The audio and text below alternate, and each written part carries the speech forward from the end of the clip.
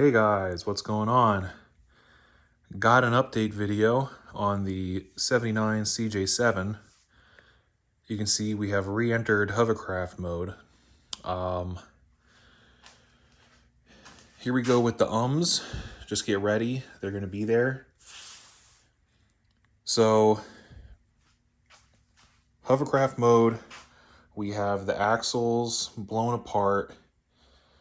I've gotten the axles cleaned up. I hit them with some paint and got the front and rear axles put back in and got them, torqued down to the leaf springs and have the leaf springs all torqued down to the shackles. So all this is in and good to go. Sway bars put back on, shock, everything. Got the front cover. I got that put on, and I got a little rugged ridge. So what this is, yeah, just a little rugged ridge Dana 30 front skid plate. Currently working on our knuckles, and I have to do the one-piece rear axle kit in the back. I did not do the re-gear. These axles have 354 gears in them, and honestly, I didn't feel like paying. I'm trying to get this Jeep, back together and done for now, and then maybe down the road I'll pay for some upgrades. But I've put so much money into this thing at this point that I just want it to be done and enjoy it, and then do more upgrades later. So I left the 354 gears in it. I will have to do the pinion seals on the two differentials, but other than that, everything is just going to be what it is.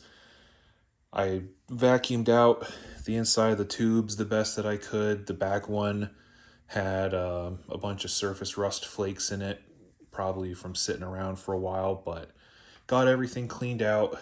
I still have to do the rear cover, just haven't really gotten to it yet. For the knuckles, I am working on seeing how easy or hard it's going to be to actually do 6-lug narrow track hubs with wide track brakes.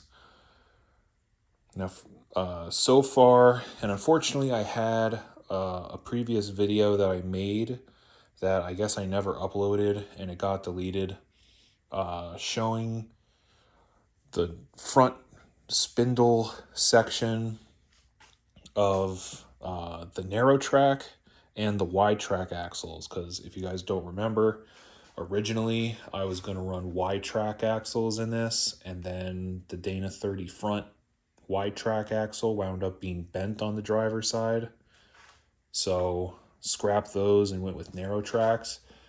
But I have all of the wide track and narrow track components for the front axle, and it looks like everything is going to work, and it looks like you can swap narrow track and wide track stuff. Now, if you have a wide track but you want the 6-bolt hubs, you should be able to just change the spindle. So far, that's what it's looking like. Not the spindle, the actual hub that the locking hub bolts onto. I've compared, the knuckles are identical. The narrow track hub knuckles, which are these ones here, I've cleaned them up, new ball joints and everything, and comparing them to the old wide track knuckles, they're exactly the same. You could see we have the wide track 2-bolt caliper brackets bolted up to the narrow track knuckles, which, if you didn't know, I think it's up to 81. The CJ7s had the Ford style calipers where, you know, the caliper went on and then there was just a slide piece that got hammered in on the bottom and then held in with a set screw. And then in 82, I think when they switched to the wide track, they changed it up to bolt-in calipers. The backing plates are different. So you got to make sure, if you have the 2-bolt calipers, make sure you're buying backing plates for late, 82 and up, or 83 or 84, whatever, mid to late 80s CJ7s, because the backing plates are different between the Ford style calipers and the 2-bolt calipers. And then the rotors, I think, are different. But other than that, everything else looks to be the same. The spindles are the same. The outer axle shafts are the same. So really, if you wanted to take your wide track axle and put a 6-bolt hub in it, all you'd have to really do is swap your caliper over. I also checked and made sure that the spindle from the wide track fit in the narrow track hub that I've got chilling over there. And it fits just like the narrow track hub does. So I'm going to say with 99% certainty, you can do a 6-lug or a 6-bolt swap on your wide track if you wanted to go with that look. Or you can swap to the 2-bolt caliper bracket mounting style on a narrow track if you wanted to. Again, you're going to be looking at the caliper brackets, backing plates, and rotors that have to interchange. So anyway, after that ramble, the only thing I'm waiting on for the knuckles is the socket for the split sleeve here. I got to get the old ones out, and then there's a special procedure for getting the new ones in while you're putting the knuckles in. Those will be back together. I have the new driver side axle shaft or passenger side axle shaft put together. I'm waiting on a U-joint for the driver side because I bought new axle shaft kit. I think they're like Alloy USA, and cheap garbage. Don't buy the Alloy USA axle shafts. They run U-joints that have bigger caps than stock. The U-joint didn't even fit into the little ears that the caps had to go in right. I had to tap it in with a hammer. And when I was going to put the 2 caps on the inner shaft, it just bent the ear inwards, super easy. So forget that. I got the driver's side or the passenger side ones brand new, and then I took the old driver's side axle shaft and took the U-joint out, and I had to order a U-joint for it because, like I said, the Alloy USA one, they use a bigger cap, so couldn't use it on the old shaft. So once that's done, the big part of the axle rebuild will be done. And again, it'll just be doing the spindles and hubs and brakes and all that. Rear shaft, again, I have to do the differential cover in the back, and then I have to do the 1-piece axle kit. You can see some spaghetti going on here. I have the wiring for the KCs just kind of loosely mounted and loosely ran. I'm thinking I'm going to pop a hole in the firewall probably around here, just as long as, I double check on the back side and there's nothing blocking that, and run those guys in that way. My brother has this grommet assortment kit that I can use. And then I actually found in the parts stash, I had one of these little single switch mounting plates. So I just have to drill the hole bigger for the toggle switch for the KC lights. And I'll be able to cleanly mount that without having to drill holes in the dash. Other stuff we got going on, I got this Jeep cover from Collins Bros. It's okay. It looks really nice. You can see we have a couple self-tappers chilling here. That is because this is incredibly tight. And you actually watch the Collins bro, I guess it's Dave Collins, like the guy. He has a video installing this, and it's pretty much, you put the bolts in on this side, and then you kind of muscle it and struggle with it, and probably need 2 people, and I'm just like, no. So I cut the flaps off that would have gone down here, cut them off, drilled and self-tappered it in the top. This isn't a showpiece. I don't care how nice it looks. I don't care how people might say, oh, ew, self-tappers. This is really nice. You can see it makes a nice little tray here. And at first glance, you're not going to really be able to tell. So coming into the engine bay, we have ditched the header. The split header is out of here. I just did not like it. I didn't like having the aftermarket shifter sitting in the tub. I wanted to run my column shifter. I didn't want to deal with trying to figure out how to get, the dual header set up to work with, making an exhaust system and everything. So I just bought a stock manifold, bolted right up, bolted right on. Everything's good to go.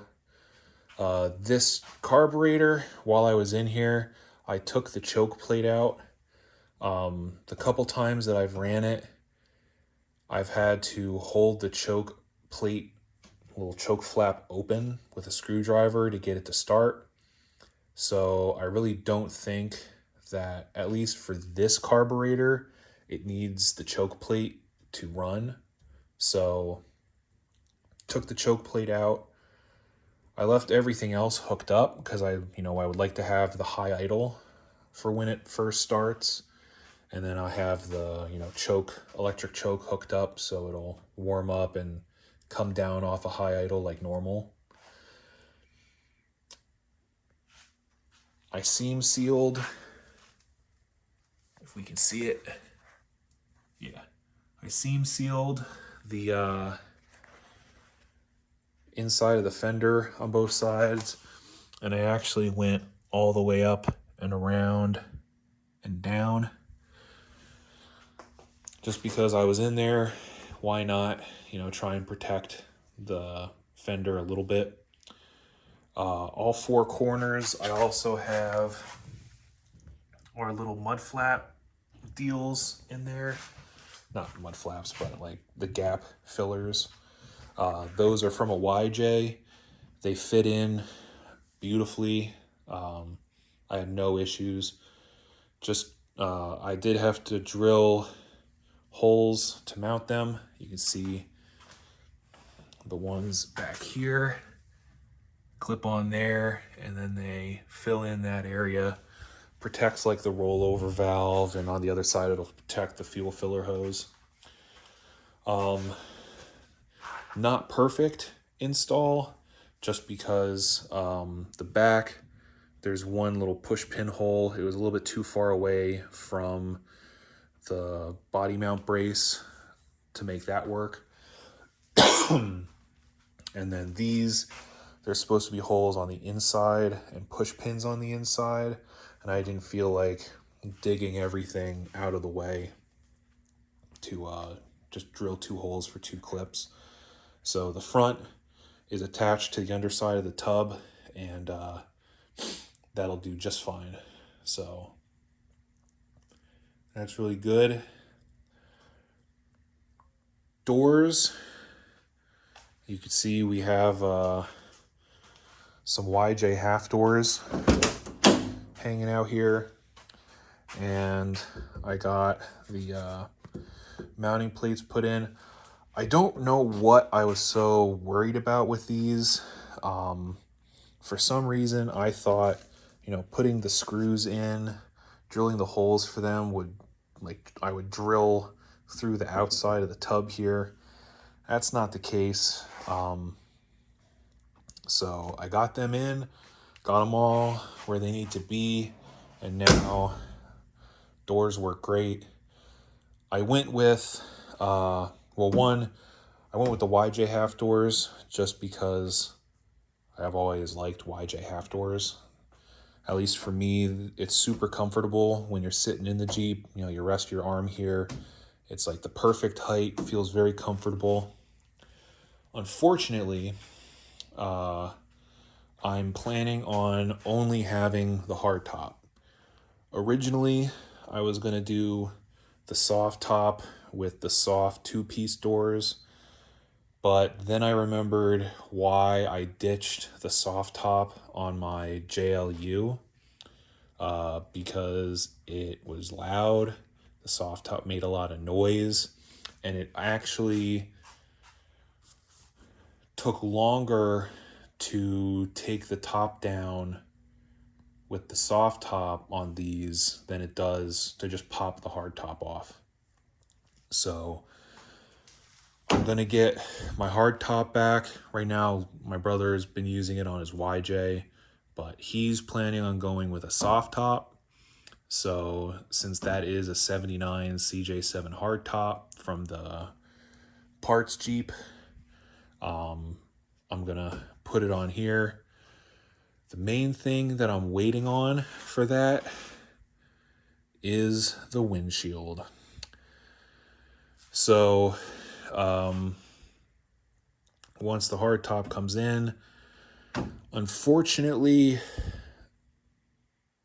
they do make upper door halves that work with hard tops. Unfortunately, only one company makes them. They're aftermarket, and they're about $1,000. Now, from the factory, half doors were optional on Jeeps with soft tops. So there's plenty of soft top upper halves out there, but they did not have half doors with hard tops. So there aren't really any factory hard top half door pieces available. So I'm gonna have to shell out the big bucks to get that. But in the meantime, I can find a pair of YJ or late 80s CJ full doors and run those. But the windshield frame, I did order the, I think it's a Crown Automotive windshield frame, and it arrived and it was not twisted. And I tried putting my windshield in, and the gasket, had some issues with the gasket. It was kind of ripping. And then we got almost to the last corner, and the windshield was like popping out of the windshield gasket. So that got scrapped. there was some extra material inside of the windshield frame, and so I had to grind that down and paint it, and went to install the windshield a second time, and I got about a foot away from finishing, and both sides, or well, either end, each rope cut into the windshield seal and completely ruined the windshield seal. So I was looking for another windshield seal, because the first time, I'm not sure what brand it was, but the second windshield seal was a Fairchild, and that's supposed to be the best. It didn't work out for me, so I did wind up ordering a Fairchild windshield seal, but I found a website called jeepglass.com, I believe, and they actually sell windshield kits, and they have 3 tiers. They have an economy, a complete, and then a premium, and the premium one comes painted and everything. The complete one is supposed to come, all 3 come with the glass installed in the windshield frame. So it was a little pricey, but I did order the complete windshield kit. So it should be a nice quality windshield frame that has the glass already installed in it. So I can just take it out of the box and put it on the Jeep. And that would be amazing. So I'll have to see. I believe this is the 2nd week since I've ordered it. So hopefully it ships out. We'll have to see. But that'll be really good to have the windshield in. I can get all the wiper stuff done. And then with the windshield in, I can get the hard top put on and get the holes drilled for that. You can see we have cowl seal back there, just in case it doesn't come with it. Got new wiper blades and wiper arms, visors. We're ready. I'm ready to go, man. So we'll have to see.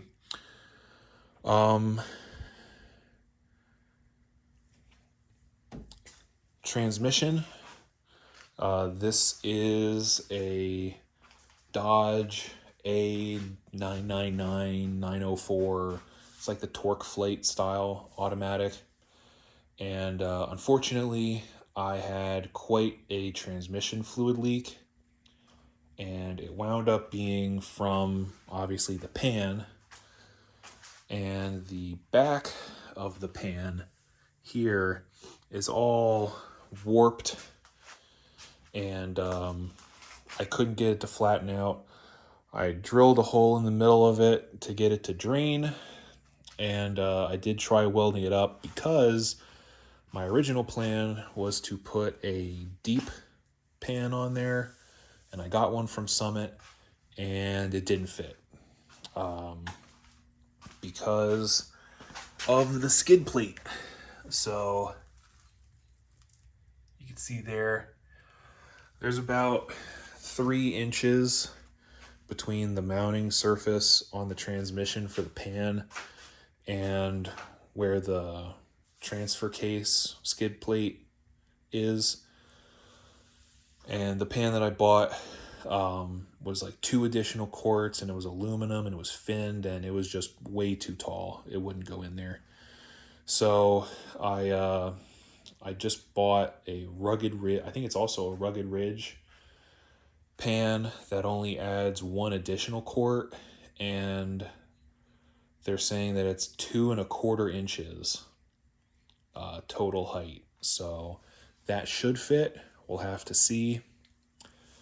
And then once that's on, we can get this Jeep started up.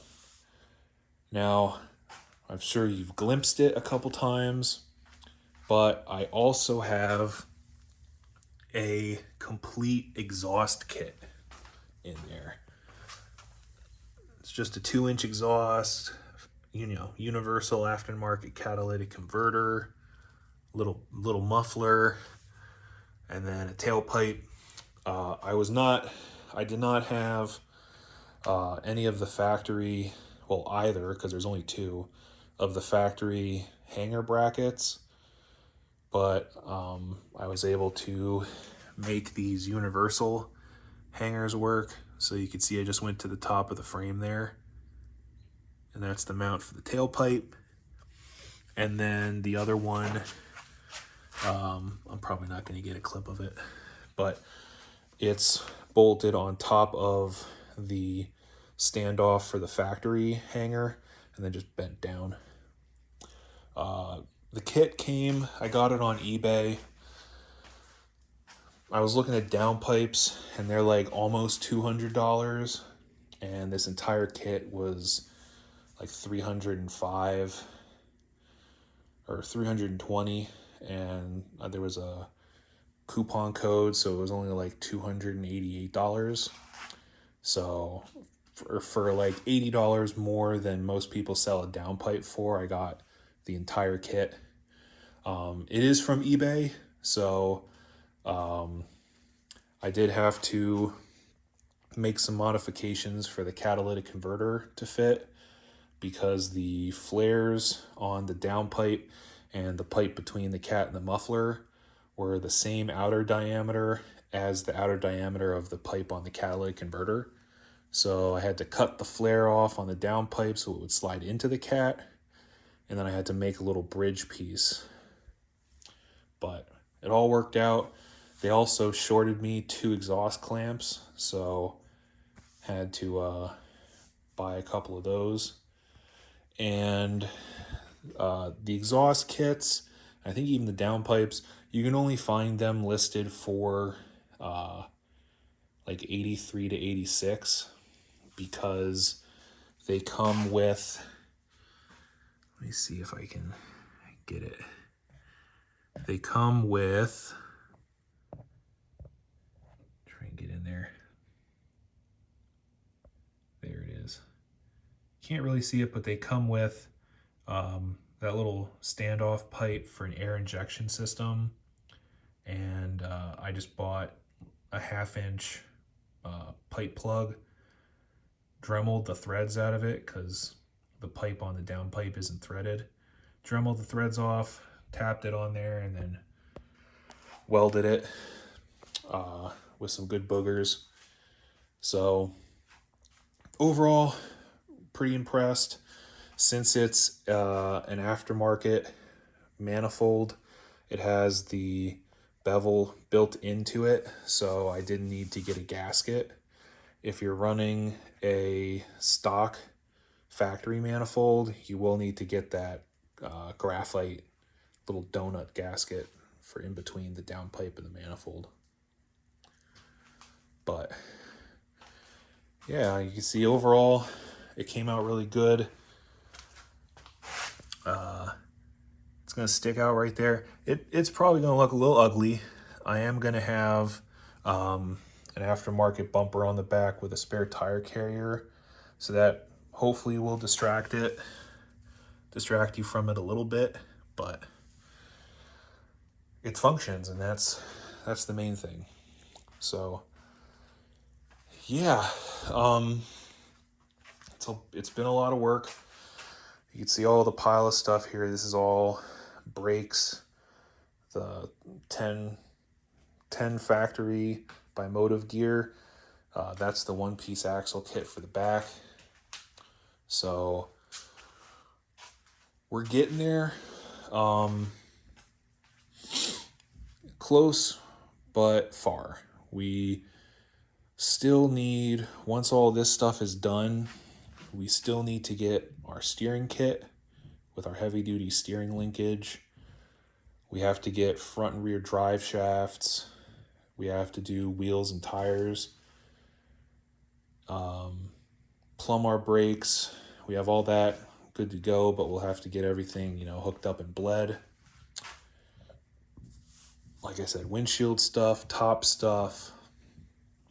But it is pretty close to being done and driving, which is very cool. I do still have to get emergency brake cable stuff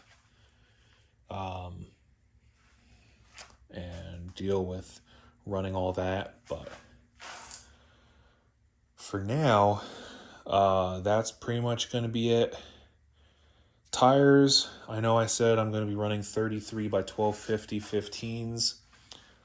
I'm just not sure on the wheels. These wheels, they're pretty good.